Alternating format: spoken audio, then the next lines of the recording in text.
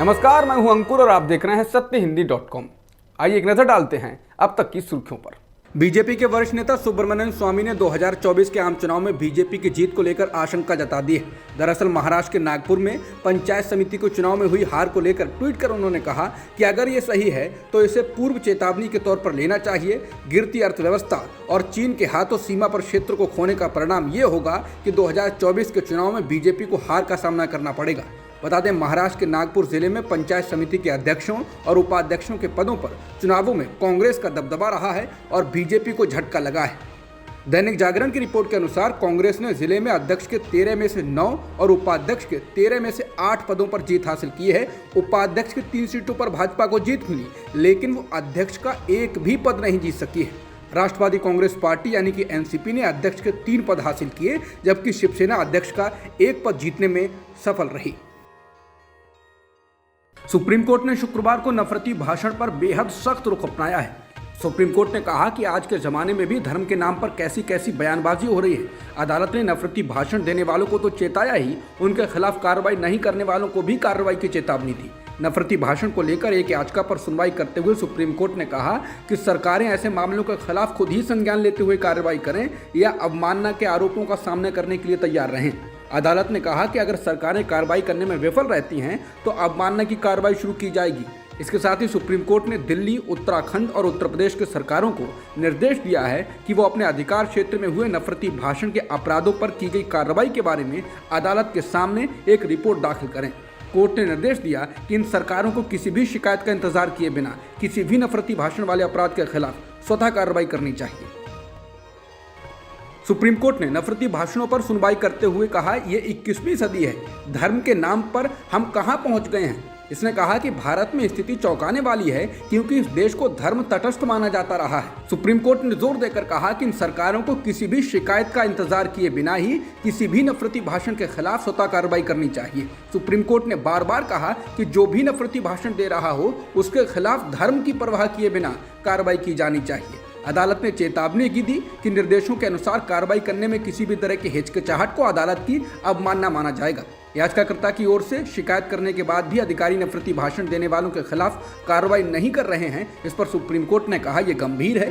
Bench ने याचिका पर नोटिस जारी करते हुए कहा कि याचिकाकर्ता की शिकायत देश में नफरत के मौजूदा माहौल और अधिकारियों की निष्क्रियता से संबंधित है। अदालत ने कहा कि जब तक विभिन्न धार्मिक समुदाय सद्भाव से नहीं रहेंगे तब तक बंधुत्व कायम नहीं हो सकता है। उत्तर प्रदेश के प्रयागराज में एक मरीज के साथ कथित तौर पर भयावह लापरवाही किए जाने का मामला सामने आया। वहां एक निजी अस्पताल में एक डेंगू मरीज को कथित तौर पर प्लेटलेट्स वाले खून के बजाय फलों का जूस चढ़ा दिया गया। मरीज के परिजनों का आरोप है कि जूस चढ़ाने के बाद मरीज की मौत हो गई। जिला प्रशासन द्वारा इस घटना की प्रारंभिक जांच के बाद अस्पताल को सील कर दिया गया है। कहा गया है कि अधिकारियों ने इस मामले में चूक का खुलासा किया है। इस मामले में सोशल मीडिया पर एक वीडियो वायरल हुआ है जिसमें एक शख्स आरोप लगा रहा है कि डेंगू के मरीज को प्लाज्मा की जगह मौसमी का जूस चढ़ा दिया गया। उस वीडियो में एक शख्स ब्लड बैंक लिखा एक बैग दिखाता है और कहता है कि प्रयागराज में कुछ सिरफिरे लोग हैं या फिर अस्पताल से जुड़े हुए कर्मचारी हैं या लोग हैं जो जान से खिलवाड़ करते हैं। वो शख्स वीडियो में आगे कहता है कि खून के नाम पर मौसमी का जूस बेच देते हैं और इसे मरीज को चढ़ा भी दिया जाता है। वो कहते हैं कि ऐसे में लोगों की जान के साथ खिलवाड़ किया जा रहा है।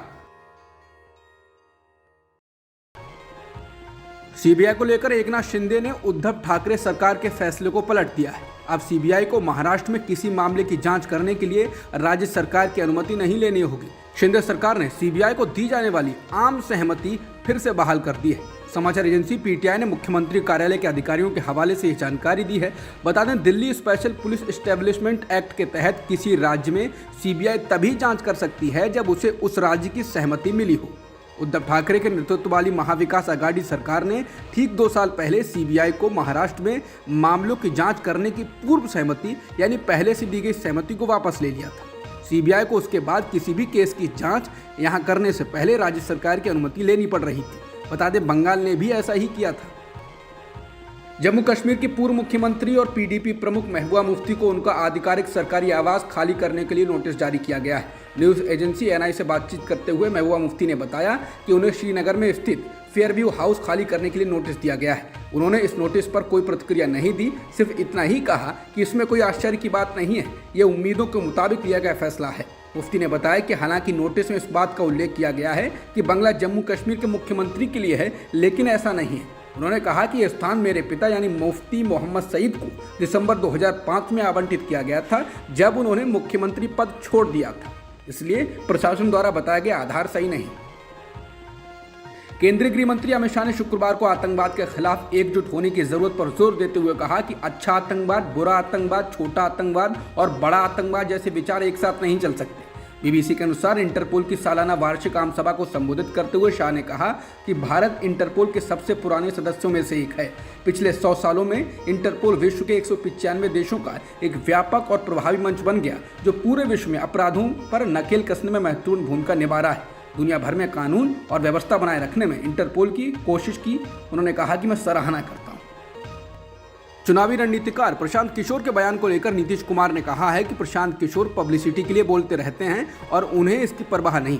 बता दें, प्रशांत किशोर ने कहा था कि नीतीश कुमार महागठबंधन में भले ही आ गए हों, लेकिन बीजेपी के साथ चैनल बंद नहीं किए हैं, वो अभी भी बीजेपी के संपर्क में हैं। इसको लेकर नीतीश कुमार से जब सवाल पूछा गया तो उन्होंने कहा कि जिसको मर्जी है वो बोलता रहता है, वो अपनी पब्लिसिटी के लिए बोलता है, बोलते रहें, मुझे कोई फर्क नहीं पड़ता है। छोटा है, हम एक ज़माने में उनको बहुत इज्जत देते थे, लेकिन उन्होंने हमारे साथ बहुत दुर्व्यवहार किया है, करने दीजिए। सुप्रीम कोर्ट ने शुक्रवार को भारत के राष्ट्रपति के रूप में नियुक्त होने की मांग करने वाले एक व्यक्ति की याचिका को खारिज कर दिया और रजिस्ट्री से भविष्य में इस मुद्दे पर उसकी आगे की याचिका पर विचार नहीं करने को कहा है। न्यायमूर्ति DY चंद्रचूड़ और न्यायमूर्ति हेमा कोहली की पीठ ने कहा कि याचिका तुच्छ है और अदालत की प्रक्रिया का दुरुपयोग है। शीर्ष अदालत ने यह भी कहा कि याचिका अपमानजनक थी। अदालत ने किशोर जगन्नाथ सावंत द्वारा दायर याचिका को खारिज कर दिया और रजिस्ट्री को निर्देश दिया कि निकट भविष्य में इसी तरह के मुद्दों पर उनकी आगे की याचिका पर विचार न किया जाए। अरुणाचल प्रदेश के ऊपरी सियांग जिले में शुक्रवार को भारतीय सेना का चॉपर क्रैश हो गया। चॉपर में कुल 5 लोग सवार थे और उन सभी की मौत हो गई। मरने वालों में 2 पायलट भी थे। घटना की सूचना मिलने पर राहत और बचाव दल मौके पर पहुंचा। न्यूज एजेंसी PTI के अनुसार यह दुर्घटना ऊपरी सियांग जिले के तूतिंग हेडक्वार्टर से 25 किलोमीटर दूर सिंगिंग गांव में सुबह 10:43 पर हुई।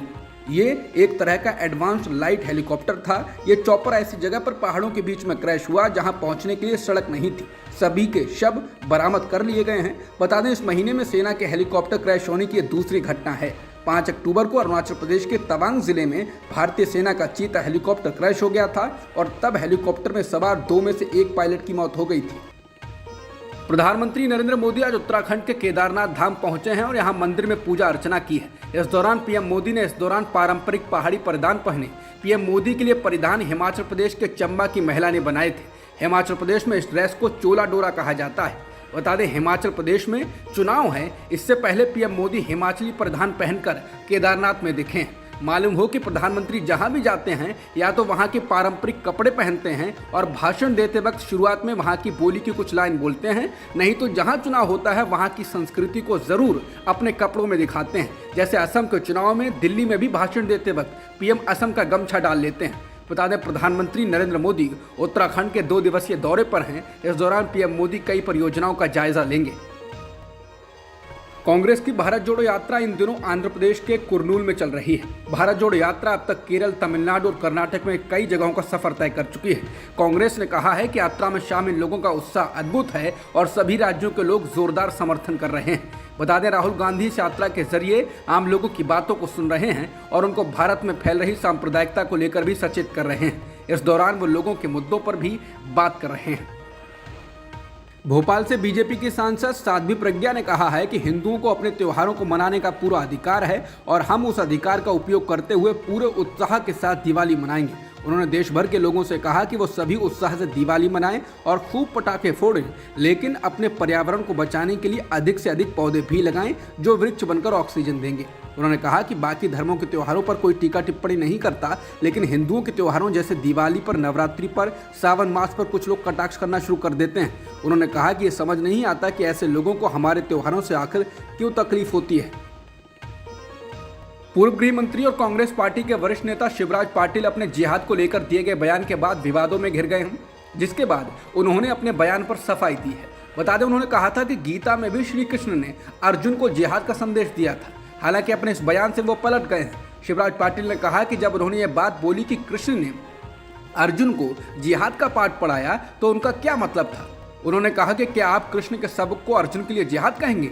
नहीं, मैं यही कह रहा था। उन्होंने कहा कि यदि आप महात्मा गांधी को मारते हैं तो ये जिहाद है, उन्हें मारने का कार्य जिहाद है। हालांकि उन्होंने गीता और श्री कृष्ण को लेकर जो पहले बयान दिया था उस पर उनकी अपनी पार्टी ने भी उनसे किनारा कर लिया है। बीजेपी ने पाटिल के इस बयान को हिंदू विरोधी बताया है। बता दें, शिवराज पाटिल ने दिल्ली में एक किताब के विमोचन के दौरान कहा था कि कहा जाता है कि इस्लाम धर्म के अंदर जिहाद की बहुत चर्चा है, लेकिन गीता और जीसस में भी जिहाद है। जब मन के स्वच्छ विचार कोई अगर समझता नहीं है तब शक्ति का उपयोग करने को कहा जाता है। ये सिर्फ कुरान शरीफ में नहीं है, गीता के अंदर श्री कृष्ण ने भी अर्जुन से जिहाद की ही बात कही थी।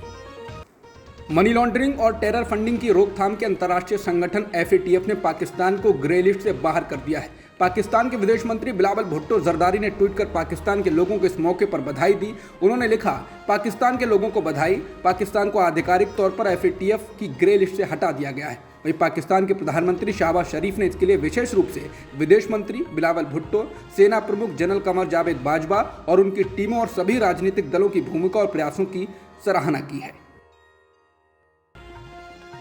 पाकिस्तान के पूर्व प्रधानमंत्री इमरान खान को चुनाव आयोग ने शुक्रवार को सुनाए गए एक फैसले में अयोग्य घोषित कर दिया है। इसका मतलब PTI के चेयरमैन इमरान खान अब संसद के सदस्य नहीं रहेंगे और उनकी संसदीय सीट खाली हो जाएगी। चुनाव आयोग ने कहा कि इमरान खान के खिलाफ कानूनी कार्रवाई होगी। आयोग के फैसले के बाद बड़ी संख्या में PTI के कार्यकर्ता सड़क पर उतर आए हैं और उन्होंने जोरदार प्रदर्शन किया है। बता दें, पाकिस्तान में हुकूमत चला रहे गठबंधन PDM के सांसदों की ओर से इमरान खान के खिलाफ चुनाव आयोग में शिकायत दी गई थी। इस शिकायत में सांसदों ने मांग की थी कि इमरान खान को अयोग्य घोषित कर दिया जाए, क्योंकि उन्होंने तोशाखाना से रियायती मूल्य पर खरीदे गए उपहारों की बिक्री से मिली आय के बारे में नहीं बताया था। इस मामले में पाकिस्तान के चुनाव आयोग ने सुनवाई की थी और उसके बाद ये फैसला सुनाया। बता दें, तोशाखाना नियमों के अनुसार जिन पर ये नियम लागू होते हैं उन्हें प्राप्त उपहार और अन्य ऐसी सामग्री की सूचना कैबिनेट डिवीजन को देनी होती है। इमरान खान की अयोग्यता को लेकर चुनाव आयोग के फैसले के बाद इमरान की पार्टी PTI के नेता फवाद चौधरी ने मीडिया से बात करते हुए जनता से अपने अधिकारों के लिए अपने घरों से बाहर आने के लिए कहा। उन्होंने आयोग के फैसले को 22 करोड़ लोगों के मुंह पर तमाचा बताया और कहा कि आज क्रांति की शुरुआत है। उन्होंने कहा कि इमरान खान को कोई भी अयोग्य नहीं ठहरा सकता, केवल जनता ही ऐसा कर सकती है। PTI नेता ने आरोप लगाया कि आज का फैसला नवाज शरीफ द्वारा लिखा गया था और उनके नौकरों द्वारा उस पर साइन किए गए थे। लोग इस फैसले को अस्वीकार करते हैं। इमरान की पार्टी PTI ने कहा, यह फैसला कानून की बुनियाद पर नहीं बल्कि सियासत की बुनियाद पर हुआ है। उन्होंने कहा कि इमरान खान को हटाने का ख्वाब कभी पूरा नहीं होगा। PTI के नेताओं ने कहा कि इस फैसले को हाईकोर्ट में चुनौती दी जाएगी। पाकिस्तान के पूर्व प्रधानमंत्री इमरान खान के खिलाफ तोशाखाना के दुरुपयोग के आरोपों के बीच प्रधानमंत्री शहबाज शरीफ ने एक और दावा कर दिया है। उन्होंने कहा कि इमरान खान ने सऊदी अरब के द्वारा उपहार में दी गई कलाई घड़ी समेत विदेशी राज्यों से मिले उपहारों को दुबई में जाकर बेचा। वहीं पूर्व सूचना मंत्री फवाद चौधरी ने भी प्रधानमंत्री का दावे का समर्थन कर दिया। उन्होंने कहा कि अपनी संपत्ति बेचना कोई अपराध नहीं। वहीं पाकिस्तान मुस्लिम लीग नवाज के नेतृत्व वाली सरकार की प्रवक्ता मरियम औरंगजेब और पार्टी नेता एहसान इकबाल ने दावा किया कि खान ने न केवल कलाई घड़ी बल्कि हार, अंगूठी और बाकी सोने के सामान के अलावा जीप जैसी चीजें भी बेची।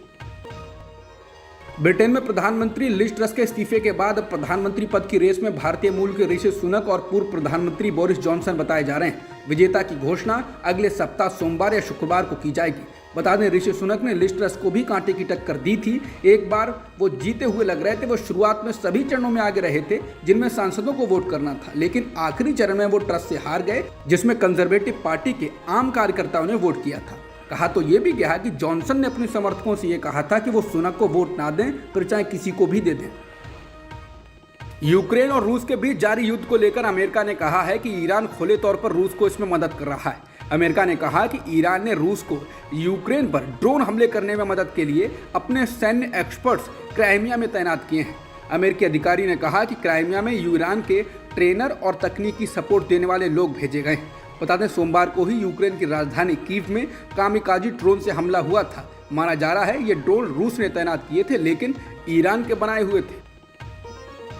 ऑस्ट्रेलिया में खेले जा रहे T20 विश्व कप में बड़ा उलटफेर हो गया है। एक अहम मुकाबले में आयरलैंड ने वेस्टइंडीज को हरा दिया है और इसके साथ ही 2 बार T20 विश्व कप की चैंपियन रही वेस्टइंडीज इस टूर्नामेंट से बाहर हो गई। आयरलैंड की टीम सुपर 12 के लिए क्वालिफाई कर गई है। वेस्टइंडीज ने पहले खेलते हुए 5 विकेट के नुकसान पर 147 रनों का लक्ष्य दिया था, जिसे आयरलैंड की टीम ने 15 गेंद शेष रहते ही हासिल कर लिया। आयरलैंड ने ये मैच 9 विकेट से जीत लिया। अब तक की खबरों में इतना ही। बाकी खबरों के लिए बने रहिए सत्यहिंदी.com के साथ।